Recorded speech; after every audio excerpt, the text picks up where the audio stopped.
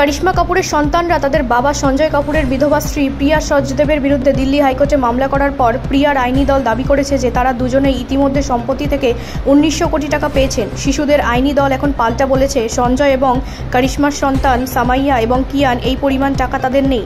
বুধবার প্রিয়া তার আইনি দলের মাধ্যমে আদালতকে জানিয়েছেন যে দুই সন্তান 20 বছর বয়সী সামাইয়া কাপুর এবং 15 বছর বয়সী কিয়ান রাজ কাপুর ইতিমধ্যেই পারিবারিক ট্রাস্ট থেকে 1900 কোটি টাকা পেয়েছেন এবং জিজ্ঞাসা করেছেন তারা আর কি চায়।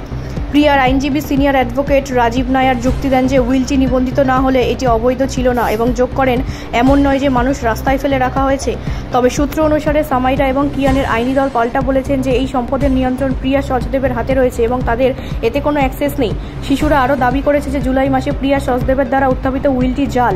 বাদীরা যুক্তি দেন যে বাদীর বাবার দ্বারা সম্পাদিত কথিত উইলটি কোনো আইনি এবং বৈধ নথি নয়, জাল এবং বানোয়াট এবং যে কোনো পরিস্থিতিতে সন্দেহজনক পরিস্থিতিতে ঘেরা। এই কারণে এই কথিত উইলের মূলটি বাদীদের দেখানো হয়নি বা কথিত উইলের একটি অনুলিপিও সরবরাহ করা হয়নি। তারা আদালতে জমা দিয়েছেন। আদালত এখনও প্রিয়া সচদেবকে সঞ্জয় কাপুরের সমস্ত স্থাবর ও অস্থাবর সম্পত্তির একটি তালিকা দাখিল করতে বলেছে। বিষয়টি এখন 9 অক্টোবর শুনানির জন্য নির্ধারিত। ব্যুরো রিপোর্ট, রাষ্ট্রীয় প্রসার বাংলা।